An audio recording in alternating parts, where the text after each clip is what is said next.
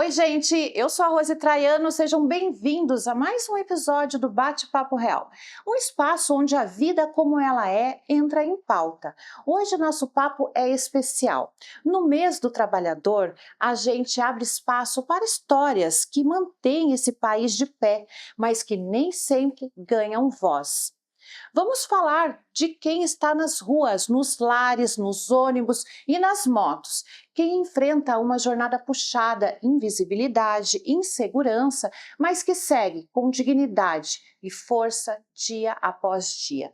E claro, vamos falar de direito, porque ninguém trabalha para ficar desamparado. O direito previdenciário existe para proteger essas trajetórias. Vem com a gente neste papo urgente, necessário e cheio de verdade. E para essa conversa tão necessária, eu tenho a alegria de receber convidados que vivem e defendem essas realidades todos os dias. Com a gente hoje, a doutora Paola, advogada trabalhista e representante do Sindoméstico, Sindicato dos Empregados Domésticos de Curitiba e região metropolitana. O Teixeira, presidente do Sindimoc, que representa os motoristas e cobradores de Curitiba e região metropolitana. O Edmilson, representando o Sintramotos e todos os motocondutores. Ele que é vice-presidente do sindicato. E a doutora Clarice Menezes, advogada previdenciarista, que representa o escritório Traiano Advogados. Vamos começar falando sobre reconhecimento. Cada profissão aqui representada é essencial e ainda assim tantas vezes invisível. Doutora Paola, o trabalho doméstico é um dos pilares da sociedade, mas ainda negligenciado. Como o Sindoméstico tem atuado para mudar essa realidade? Então, o sindicato, na real, veio para poder ajudar e fortalecer a categoria de empregada doméstica. A categoria de empregada doméstica é muito desunida e ela realmente acredita que ela não tem voz e ela não tem direitos. E realmente a empregada doméstica tem direitos desde lá dos primórdios, desde, muitos anos atrás. E a categoria empregada doméstica, ela é essencial para uma casa. Não só para uma casa, para poder, no dia a dia, para poder auxiliar a casa. Que enquanto a casa está sendo bem cuidada, a comida está sendo bem feita, o empregador está conseguindo ir para o seu trabalho sossegado, para poder conseguir ir trabalhar e ter mais tempo para poder trabalhar e conseguir seu dinheiro. E também o cuidador de idoso, que vai cuidar da sua mãe, do seu pai, né, do seu familiar, enquanto você está podendo, na verdade, ter o seu tempo para poder trabalhar, para poder ter o seu lazer, ajudar, auxiliar, né, os senhoras e senhores que são cuidados pelas cuidadoras que também são bem negligenciadas. Então, a categoria de empregada doméstica, ela é desunida e o sindicato veio para poder unir realmente essa categoria que é tão essencial para todo mundo, na verdade, para todo mundo que está dentro do seu dia a dia, né? O sindicato de todas as formas está ali para fortalecer. Para fortalecer realmente a categoria e fortalecer elas que são essenciais, realmente são essenciais para o dia a dia das pessoas. Exatamente. E se dentro de casa há tanta invisibilidade nas ruas, o cenário também é desafiador. Teixeira, como essa realidade tem afetado a saúde dos motoristas e cobradores? Na verdade, primeiramente agradecer você por abrir as portas aqui para a gente poder estar falando de um tema tão importante que é a saúde mental dos trabalhadores. Hoje a gente vê que vive num mundo tão digitalizado, tão rápido, que a gente muitas vezes, e essa visibilidade é justamente fruto disso, de você acabar não vendo as pessoas, seja de um filho dentro de um quarto que não conversa com a própria mãe, né, que está na sala, e isso acontece principalmente com os trabalhadores. Você entra no ônibus, você não se atém que ali tem um pai de família, que ali tem um trabalhador que está provendo sustento, muitas vezes está com dificuldades em casa, está com problema com o filho ou com o próprio serviço, ou o carro não está funcionando, você simplesmente entra, passa. E isso não é só com os motoristas, isso a gente vive na pele no dia a dia, né, num biarticulado, transportando 300 pessoas, imagine a pressão. Nós temos estudos que identificam que o motorista de ônibus, o cargo dele é tão estressante quanto um operador né, da ANAC, que está lá cuidando dos aviões, para que não tenha choque interno. Então, a pressão no motorista de ônibus é muito grande. E você passa ali praticamente desapercebido aos olhos de todo mundo.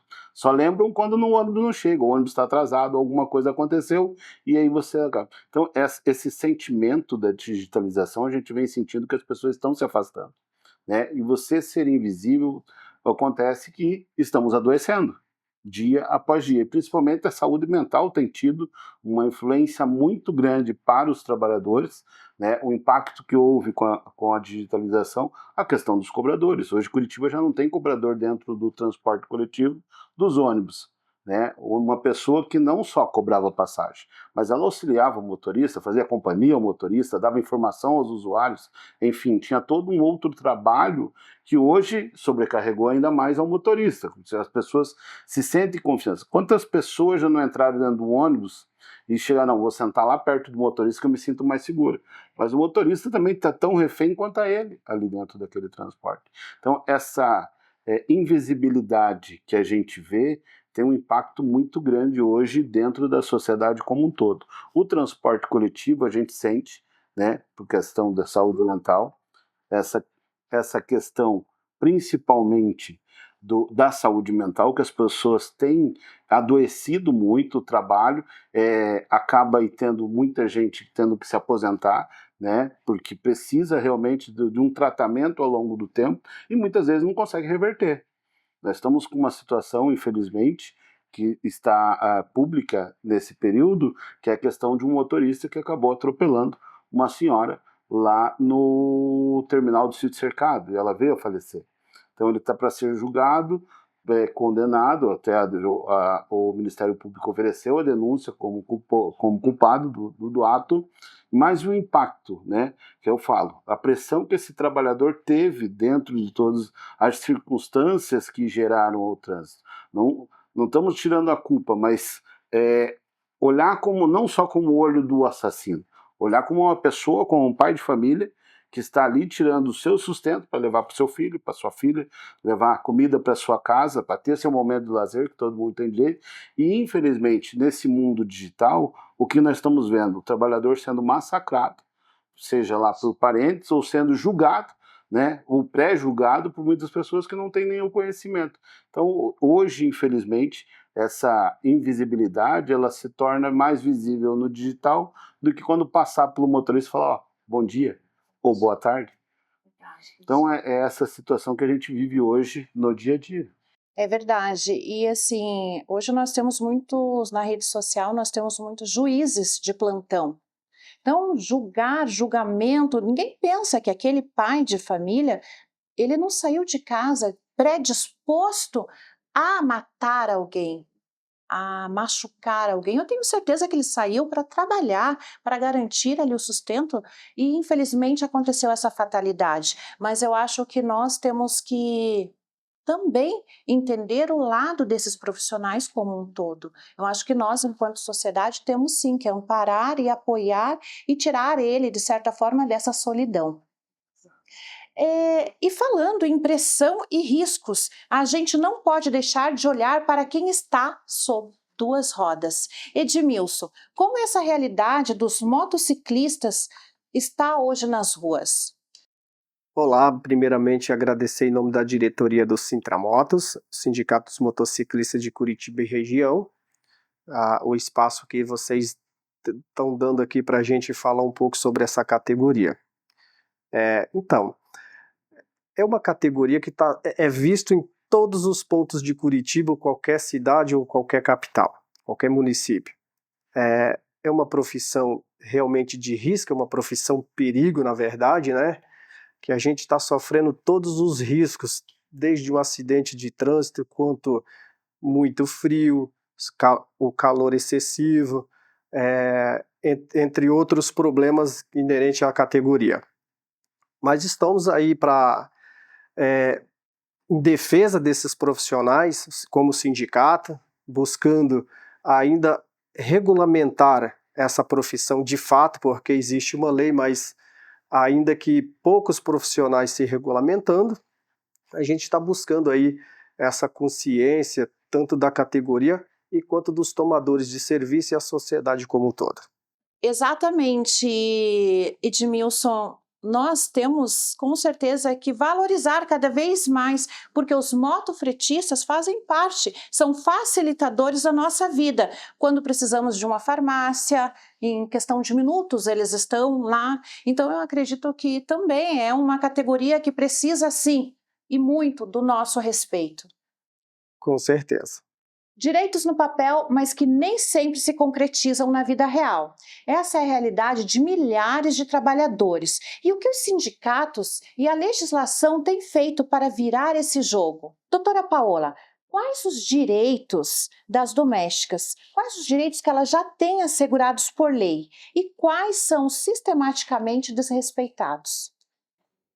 A emenda constitucional que modificou a Constituição Federal para poder igualar o direito das empregadas domésticas, ela igualou, mas não igualou literalmente. Até porque empregado doméstico não tem direito à salubridade, por exemplo. Mesmo mexendo em lixo todos os dias, e as cuidadoras que mexem com as necessidades ou com os cuidados pessoais dos idosos, então elas não têm direito à insalubridade. Porque não foi igualado na Constituição Federal. Na LC 150, que é a Lei da Empregada Doméstica, ela veio acrescentar muitos direitos. Hora extra, FGTS, a multa do Fundo de Garantia, o seguro-desemprego, mas, mesmo assim, também não é igual. Uma vez que empregado doméstico só tem direito a 3 salários mínimos de seguro-desemprego, enquanto as outras categorias têm o 4º e o 5º. E o empregado doméstico de Paraná, ela recebe o maior salário do Brasil. E empregada doméstica, quando ela é dispensada, ela recebe somente 3 meses de salário mínimo nacional. Então, o valor é menor. Então, aí também está desigual.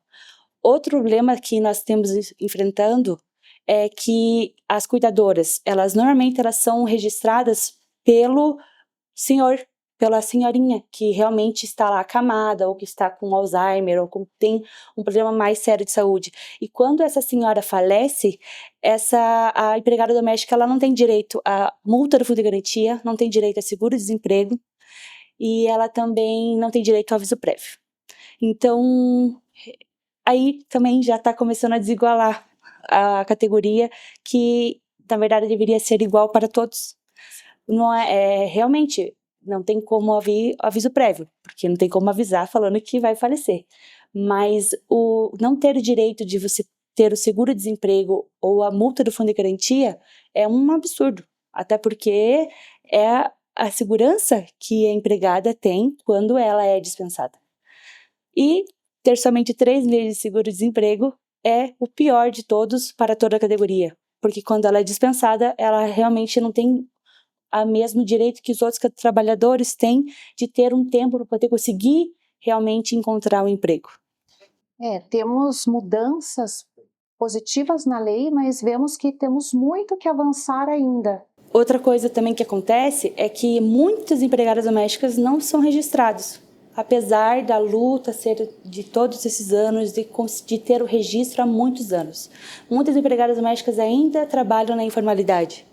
Até porque não existe mais essa discussão de porque empregada doméstica não é empregada doméstica. 2 dias da semana, mais de 2 dias da semana, ela é empregada doméstica. Então, ela é igual às outras categorias. E ela tem que ter o registro.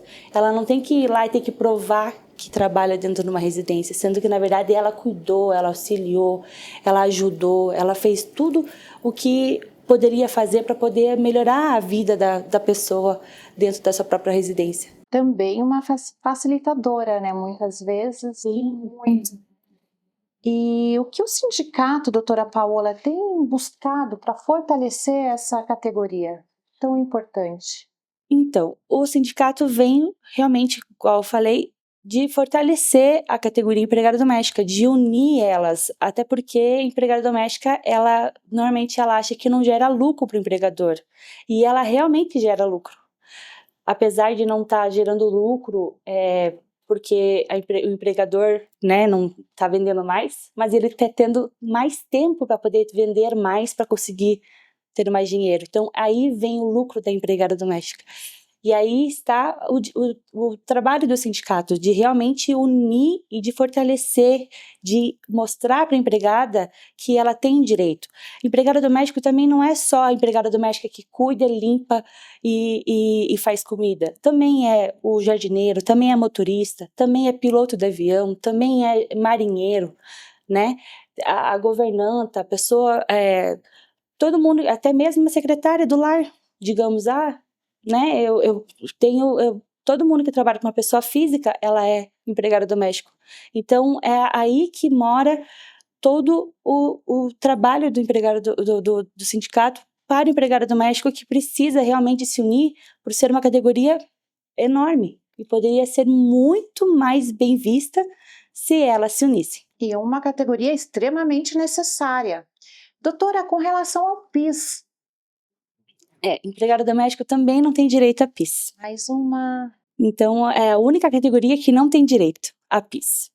Então, aí também a outra luta. Outra coisa também que empregado doméstico não tem direito, não é que não tem direito, a lei não obriga a dar comida na residência, mas a lei fala que não pode descontar a comida.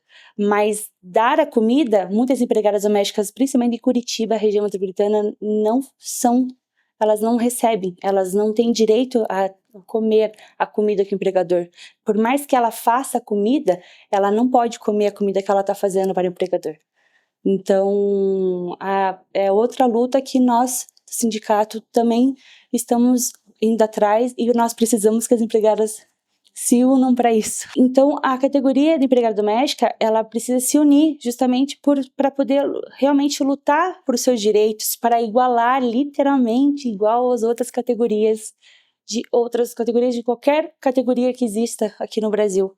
Porque uma vez que a empregada doméstica ela está ali auxiliando e ajudando toda a família, ela também tem direito igual às outras pessoas que estão trabalhando dentro de uma empresa com a pessoa jurídica. Exatamente, tamanha a importância dessa categoria para a sociedade como um todo. Sim. E sobre o transporte coletivo, Teixeira, na sua visão, o que é essencial para garantir mais valorização e respeito aos motoristas e cobradores? Eu acho que o grande ponto é a visibilidade, né? Dar mais visibilidade às pessoas que estão ali trabalhando no dia a dia.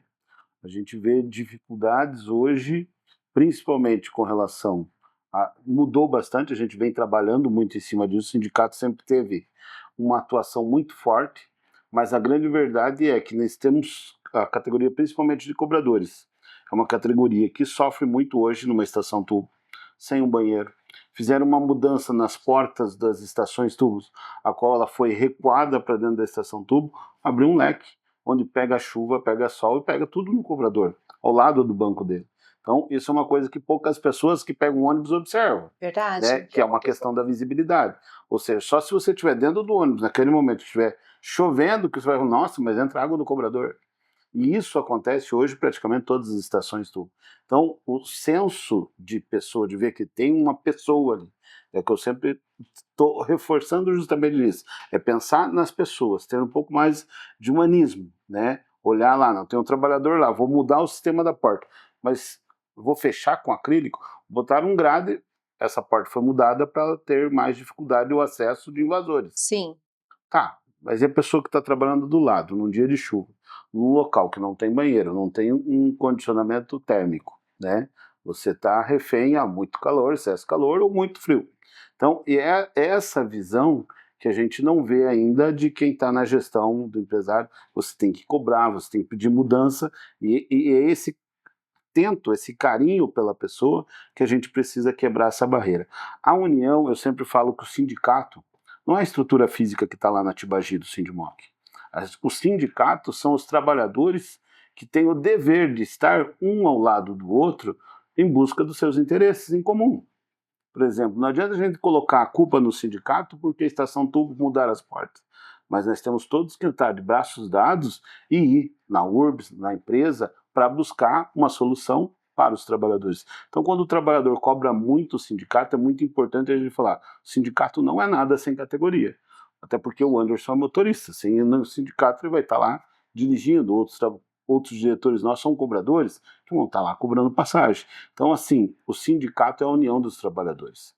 Então, a grande força do sindicato está na mobilização dos seus trabalhadores. Então, o que a gente pede, principalmente, para os trabalhadores, a união e a adesão às pautas do sindicato. Segundo momento, o olhar humano para as pessoas que estão nos órgãos de gestão, onde que olhe que não é mais um número, não é só mais um CPF que está contratado. É um pai de família, uma mãe de família, que está ali levando sustento para suas filhas, que vai ter dificuldade, que vai ter momentos felizes no dia de serviço, mas são pessoas. E é isso que a gente precisa, porque com o tempo a gente vai perdendo. É uma tendência o cobrador, né? Curitiba é uma das poucas capitais que ainda tem cobrador, mesmo só nas estações do... A tendência é não ter mais. A outra tendência, nós já estamos vendo em alguns países, ônibus autônomos. E aí, vamos colocar ônibus autônomos, vai ser tudo digital, tudo mecânico, tudo robótico, e as pessoas? O que vai ser dessas pessoas no futuro? Vão conseguir se aposentar se não tem como trabalhar? Qual é o futuro do Estado para ter essa massa que pode estar desempregada, né? Vai surgir outras profissões até 2030, a previsão que aumente em mais de 100 profissões, mas vai conseguir contemplar todo mundo? A tecnologia que nasceu que nem eu lá na década de 70 vai conseguir abraçar essa tecnologia para arrumar um novo emprego? Eu acho que esse é o grande desafio, não só do motorista, do cobrador, que a gente vem enfrentando e vem buscando algumas soluções, mas de toda a sociedade como um todo. Verdade. E a capacitação? É importante falarmos também em capacitação. Será que estamos, enquanto sociedade, capacitando todos os nossos colaboradores, todos os nossos profissionais para que consigam também caminhar junto com todas essas evoluções tecnológicas, não é verdade? Teixeira, muito bem pontuado. Realmente nós precisamos dar visibilidade, sim, cada vez mais para esses profissionais que estão ali na linha de frente, pensando no nosso cobrador que está ali 6 horas, sem poder ir ao banheiro, sem tomar água, porque senão não tem como ir ao banheiro. Então, realmente, eu acho que nós temos que falar cada vez mais, e esse é o intuito deste nosso bate-papo real, trazer visibilidade para essas profissões, como o Edmilson mesmo falou, da insegurança, do risco inerente à profissão, muitas vezes, do preconceito. Então, eu acho que nós temos que trazer todas essas pautas cada vez mais com pessoas que representam essas categorias para ganharmos forças e respeito como um todo. E se dentro Teixeira, veja, se dentro das empresas ainda, que ainda existe em contrato, do lado de fora, muitos entregadores vivem à margem. Edmilson, como o sindicato tem atuado?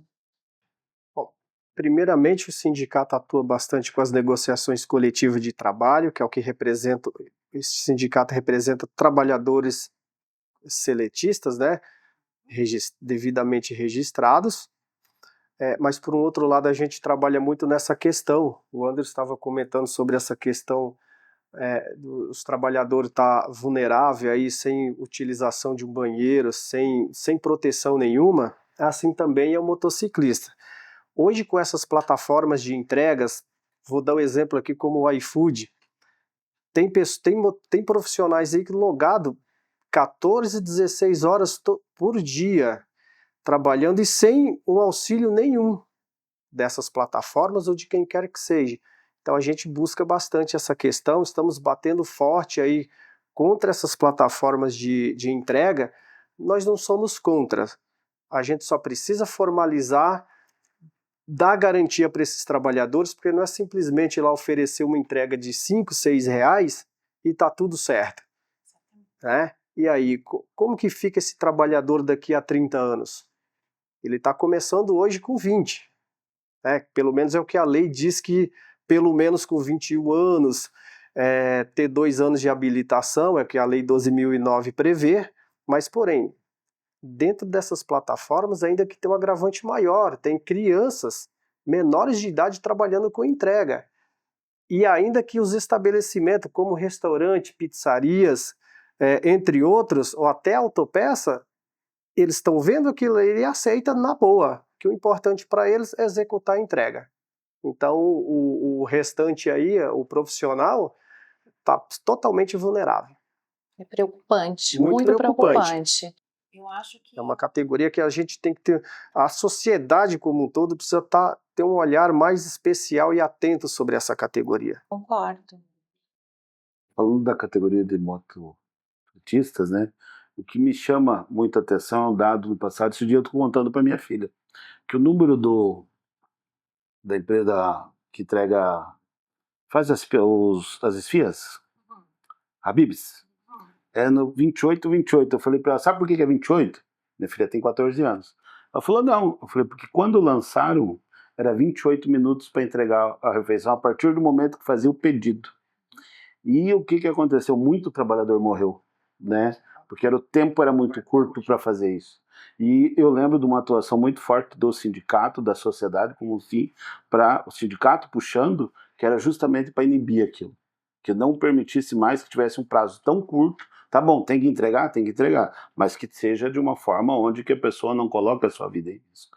E isso foi uma coisa assim que marcou, daí quando eu leio o 28, e não podia de falar desse trabalho do sindicato, que muitas vezes, se o trabalho do motorista que está ali todo dia estão vendo, ou da empregada que está todo dia ali, que o patrão está vendo, e o motofretista, o motocondutor, que está todo dia, todos nós estamos vendo, imagina o do sindicato, que ninguém vê ao momento que está atuando, né? Eu ainda brinco que quando eu trabalho, todo mundo para, porque nós para uma cidade para poder ser visto, porque senão, ao contrário, você não consegue ser visto. E isso é uma grande dificuldade. Então, infelizmente, às vezes a gente tem que se apegar ao que está na lei, que é um direito do trabalhador de greve, e mostrar essa força para conseguir mudar realidades, como foi a questão lá do 28 do Habib's. Bem lembrado, obrigado, Anderson. Realmente teve uma ação aqui em Curitiba, foi iniciada essa ação justamente para desestimular essas empresas a continuar fazendo isso. Quando veio a pandemia, isso mudou totalmente a realidade. Novamente, hoje o que mais tem é a empresa estimulando lá, dando prazo, dando tempo para o motociclista. Que é impossível você sair daqui do centro de Curitiba e fazer uma entrega com 28 minutos no Boqueirão. É impossível. Então, claro, então assim, essa ação que a gente promoveu junto com o Ministério Público foi muito boa. A exemplo, o Habib's eles não falam mais sobre tempo, mas internamente, que assim, 28 minutos é um prazo, não é o prazo da entrega que o motociclista pegou para fazer, é um processo desde o início do pedido, finalizou o pedido ali com o cliente, conta-se o tempo. Já cansei de ouvir motociclista, olha, esse pedido faz com 2 minutos eu preciso entregar, é impossível. E na ponta o motociclista pagava quando não era entrega. É verdade. E quando eles não mandam dão duas entregas para o motociclista que tem que entregar as 2 entregas dentro do tempo hábil? Não, é realmente um absurdo e, mais uma vez, reitero a tamanha importância dos sindicatos e da união de todos, dos sindicatos e dos sindicalizados, para mudar essa realidade, porque nós estamos aqui falando de vidas, de pais, mães, de família, que é o nosso bem maior. Acontece alguma coisa, até mesmo uma questão de saúde e de finanças mesmo, para o Estado como um todo. Por quê? Se esse pai de família que trabalha na informalidade vem a óbito, quem vai cuidar dessa família? Quem vai cuidar dessas crianças? O Estado vai prover? Não, então nós temos que proteger esse pai para que ele possa arcar ali com as despesas, com os custos, que ele possa ser o provedor daquela família. E digo pai, mas a mãe também. Não é verdade? Que nós temos também mulheres aderindo a muitas, né? Hoje o que mais tem, acredito que hoje para não errar 20% dessa categoria é mulher. É isso aí, somos pessoas que temos que estar ali falando, abrindo frentes para falarmos e informarmos cada vez mais da necessidade de que haja respeito como um todo para essas profissões, mais uma vez, como nós já falamos aqui, muitas vezes invisíveis aos olhos não só da sociedade, mas como do sistema como um todo. É impressionante como cada fala aqui escancara o abismo entre o que a lei promete e o que acontece de verdade. Então vamos falar de futuro, de segurança e de proteção. Vamos agora falar sobre aquilo que pode mudar a vida de um trabalhador, a proteção previdenciária. Recebo com muita alegria a doutora Clarice Menezes, advogada previdenciarista e especialista nesses direitos. Doutora Clarice, seja muito bem-vinda. Você que é de casa. Para quem está na informalidade, como diaristas e entregadores, quais são as formas mais simples e acessíveis para começar a contribuir com o INSS? Essa é uma questão muito importante, né, muito pertinente, porque grande parte da população trabalha na informalidade, né, sem o vínculo empregatício ou como autônomo. E tem que ser feito o recolhimento. É bem tranquilo entrar no site do meu INSS ou no aplicativo do portal do meu INSS, se cadastrar como contribuinte individual ou facultativo e recolher de acordo com a alíquota pertinente.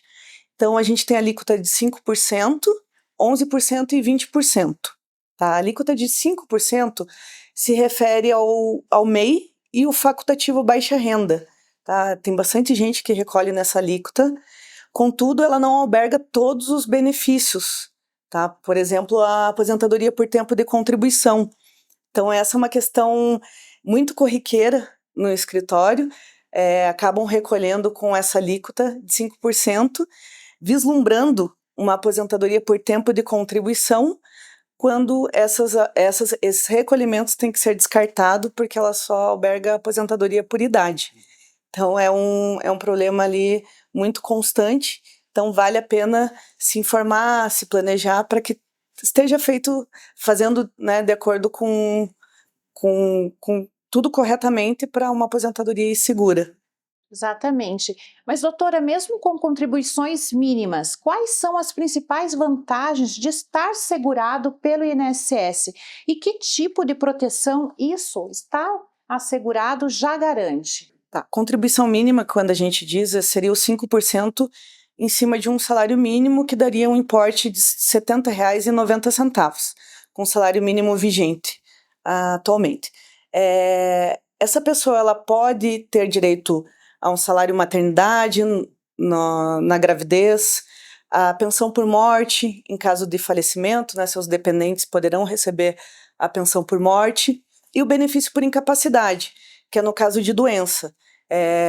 Tendo uma incapacidade permanente ou temporária, ele terá direito ali a partir do 15º dia que o INSS arque com esse valor. E ainda o auxílio acidente também, em caso de um acidente que ele tenha sequela, ele terá direito, né, a pessoa terá direito ao auxílio acidente. Isso é o mais desconhecido, mas é o que qualquer sequela, né, que incapacite para a função tem direito aí pelo menos a metade ali do salário. Ótimo. E nos casos de acidente, como você bem disse, afastamento por doença ou invalidez, como funciona a cobertura previdenciária? Essa cobertura ela pode ser imediata, mas ela precisa preencher alguns requisitos, tá? Ela tem que ter a qualidade de segurado. Então, a legislação ela traz alguns requisitos para que essa pessoa tenha essa proteção. Tá? Então, e essa proteção é muito importante porque ela necessita em algumas situações mais importantes da vida, ali, mais difíceis da vida, né? Como uma doença, né, que impossibilita de trabalhar, ou um acidente. Então, é importante que esteja contribuindo regularmente, de forma correta, né, dentro do salário mínimo, pelo menos, para que ela possa ter direito aos benefícios. Exatamente. Doutora, nos últimos meses vimos a discussão sobre a penosidade ganhando forças, especialmente entre motoristas e entregadores.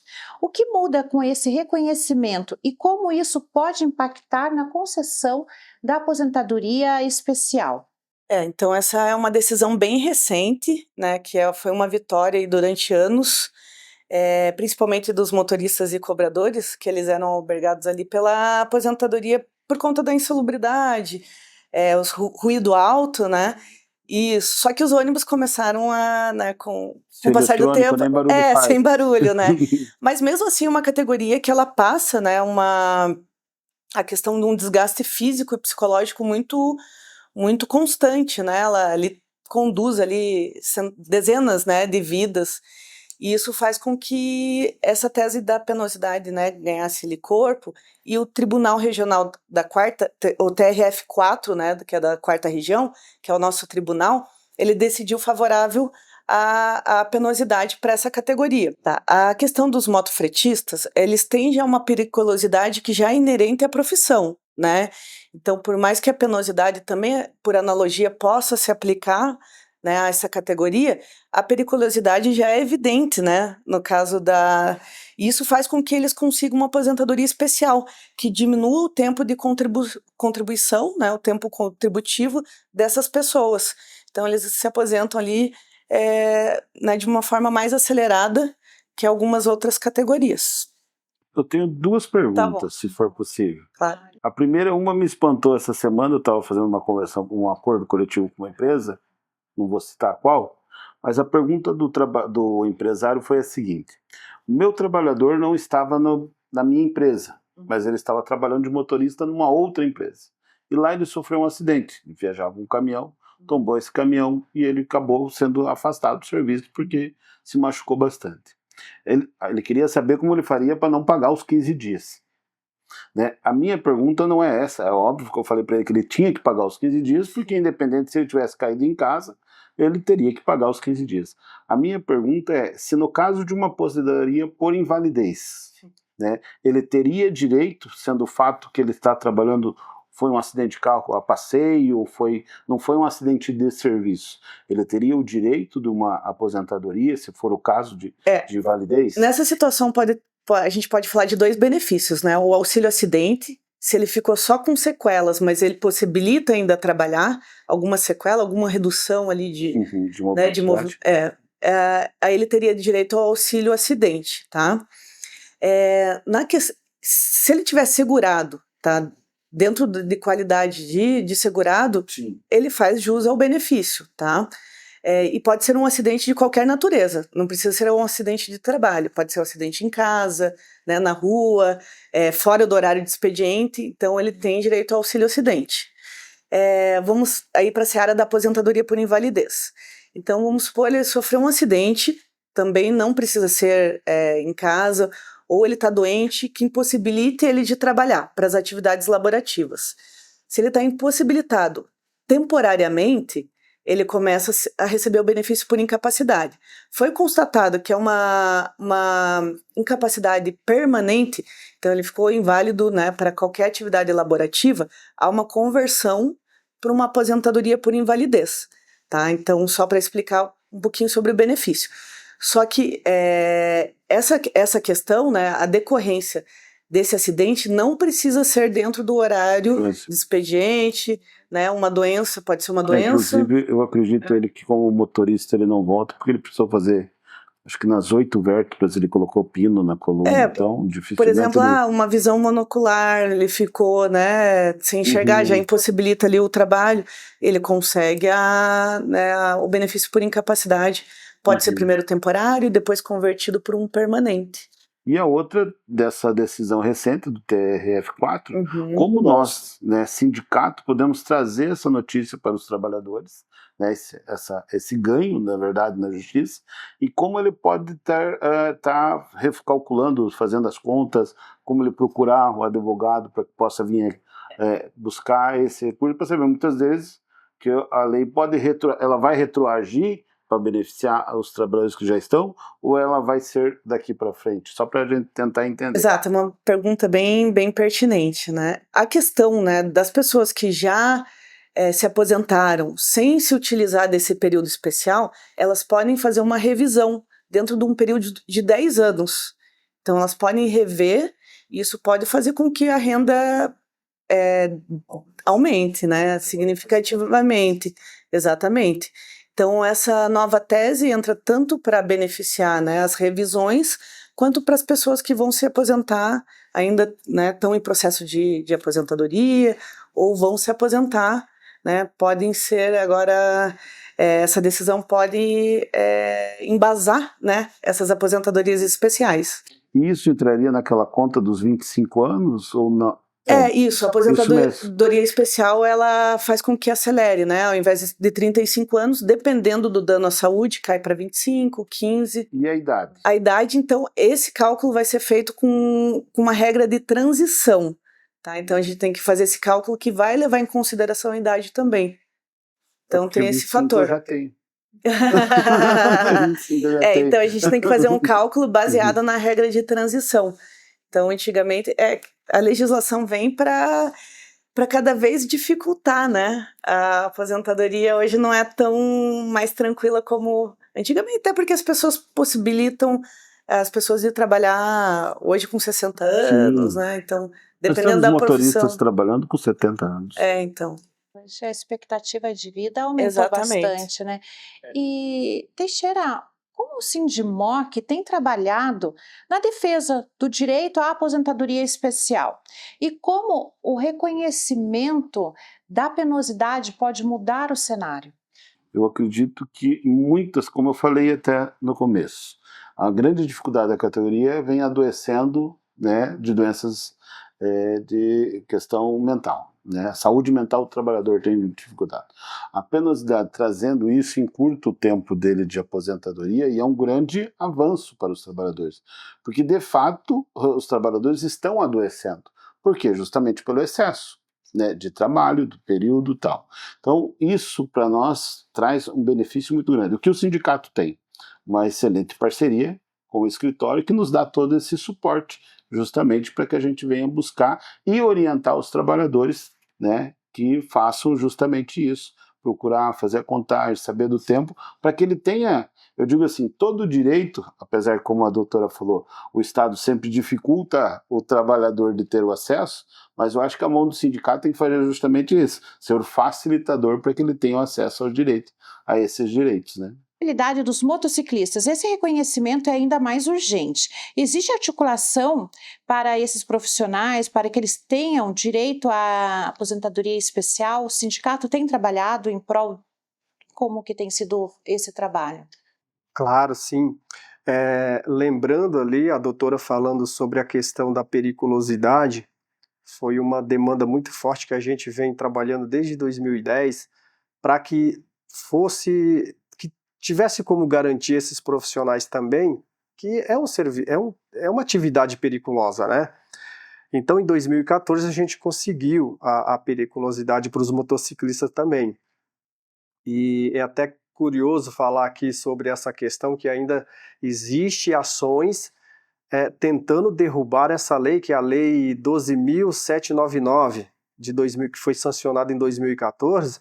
Inclusive uma associação dos fabricantes de bebida entrou com ação, a gente conseguiu até através da Federação do Transporte, aí com a ajuda de todos os sindicatos do estado do Paraná, inclusive o Sindimoc, entrou nessa junto também, financiando para que a gente derrubasse uma liminar que essas associações conseguiram, para esses trabalhadores não ter direito à periculosidade. E recentemente, há pouco menos que 3 anos aí também, a indústria, o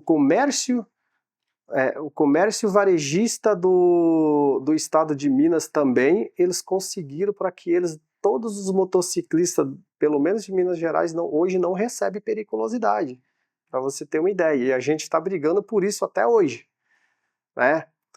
E eu queria estender um pouco essa minha pergunta, porque assim, a gente fala dessas plataformas de entregas.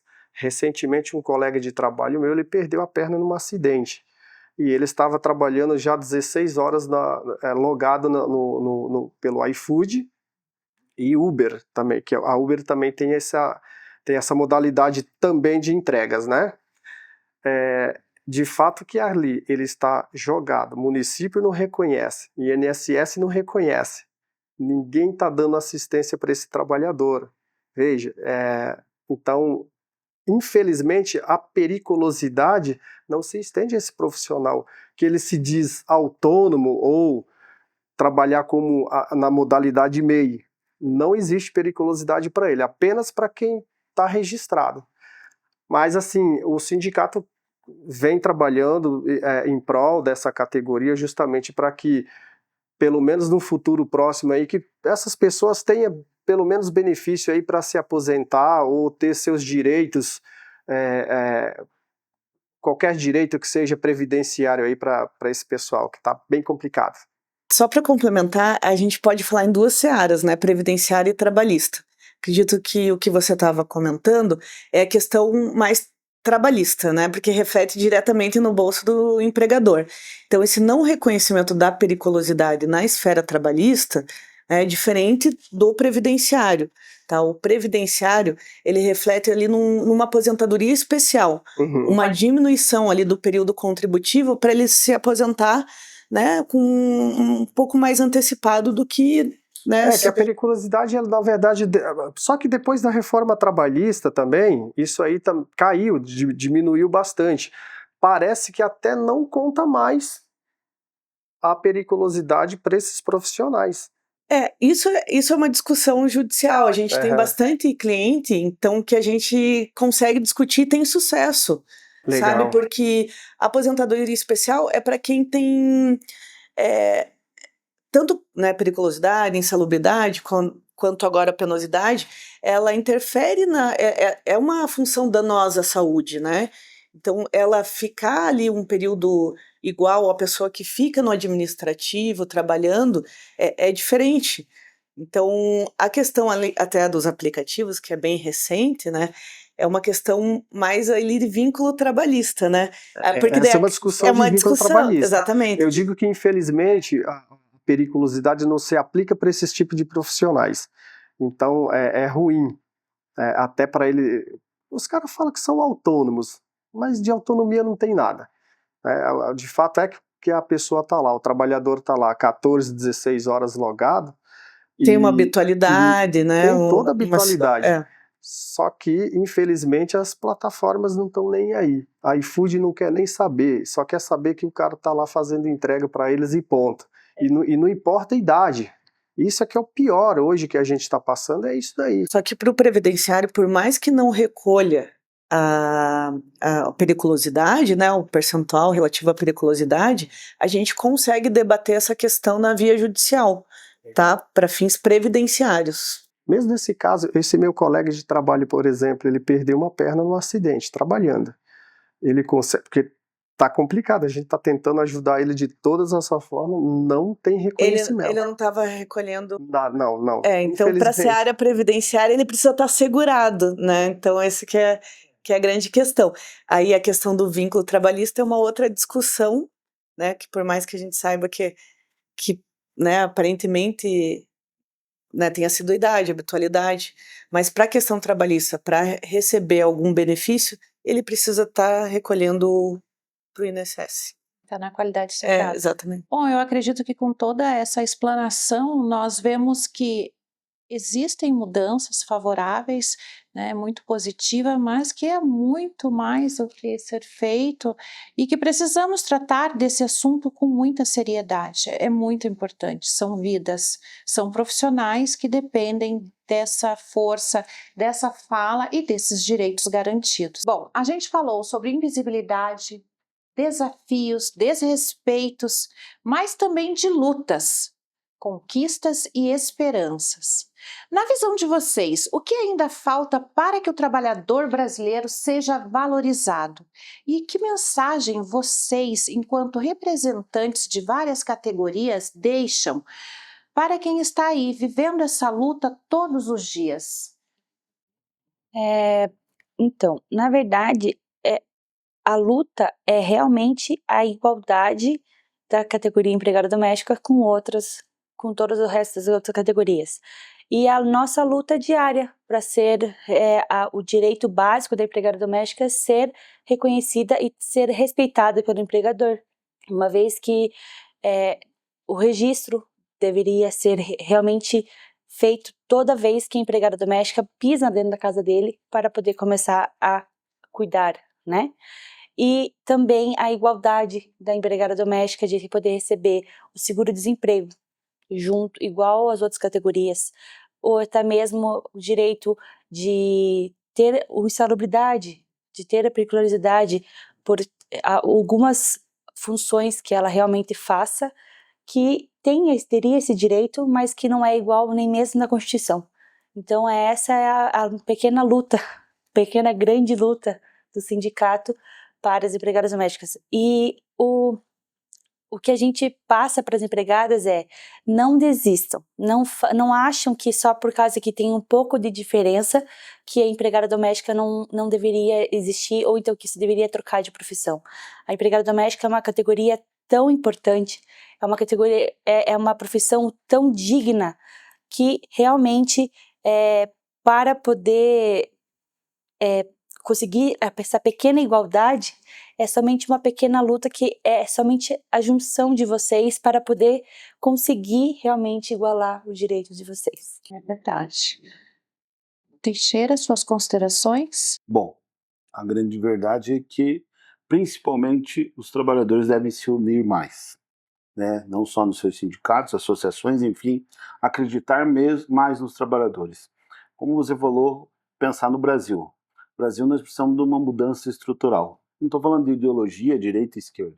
A grande verdade é que os representantes dos trabalhadores, num contexto, né, no Congresso Nacional, encolheu muito nos últimos anos. Ou seja, pessoas que realmente ligadas ao movimento sindical, aos trabalhadores, que sentem na dor o dia a dia de como é estar transportando um ônibus coletivo cheio de gente, ou tá passando ali naquela estação tubo dia e noite no frio sem banheiro, pessoas assim precisam também estar dentro das representações, porque aonde que acontecem as mudanças na nossa vida? É dentro do aparelhamento do Estado, né? É na Câmara de Vereador que nós vamos discutir sobre as mudanças na estação tubo. É lá no Congresso Nacional que nós vamos discutir a mudança de leis que beneficiem os trabalhadores. Então, os trabalhadores precisam acreditar neles mesmos e começar a mudar o pensamento e começar a colocar nos cargos de representação pessoas do seu meio, pessoas que estão ligadas com eles através da dor. A dor de você amanhecer acordado numa estação tubo, a dor de você estar lá num ônibus lotado, com as pessoas falando muitas vezes mal, criticando por causa do horário, a tabela da URBS que ele tem que cumprir, aquela pressão toda do trânsito à sua volta.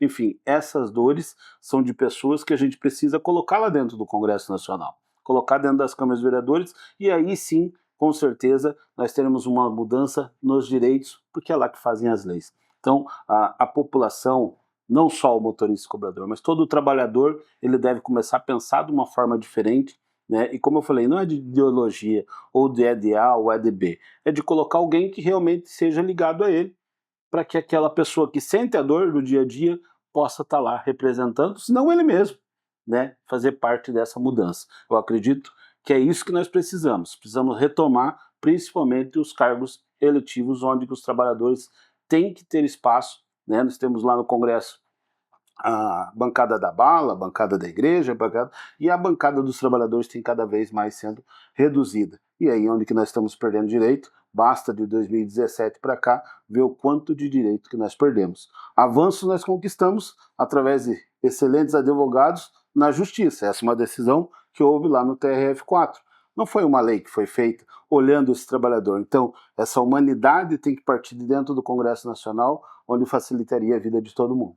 Exatamente isso, concordo com você. Eu acho que cada vez mais os profissionais têm sim que buscar estar nos lugares onde ele possa levar essas necessidades. Só quem estava lá sabe as dores e os sabores, os dissabores de estar lá naquela profissão. Então eu acho que nós precisamos sim que os profissionais busquem estar lá no lugar de fala, representando efetivamente aquela determinada classe.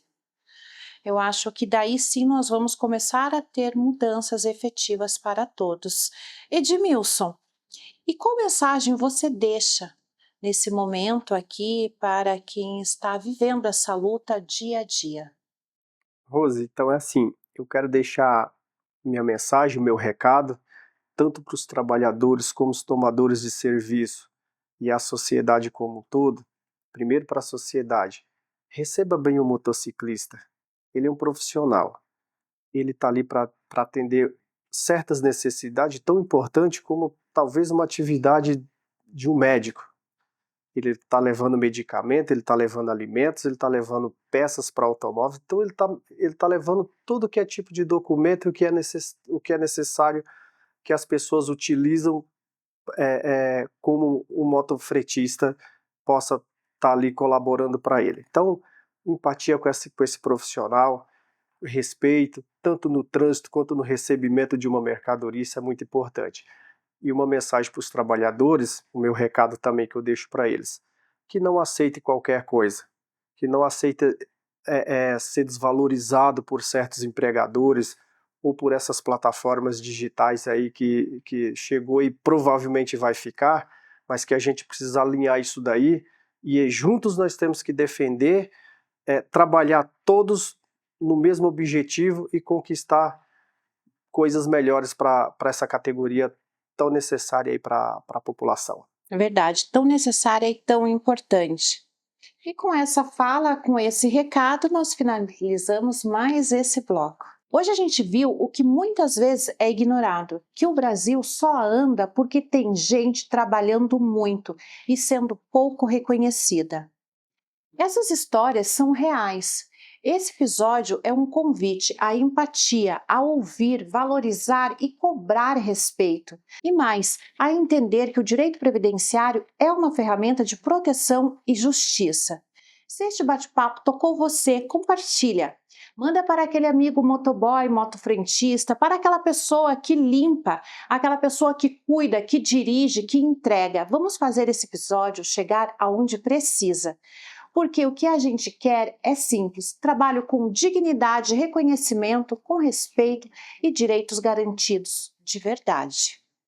O Bate-Papo Real volta em breve com mais histórias da vida como ela é. Até a próxima!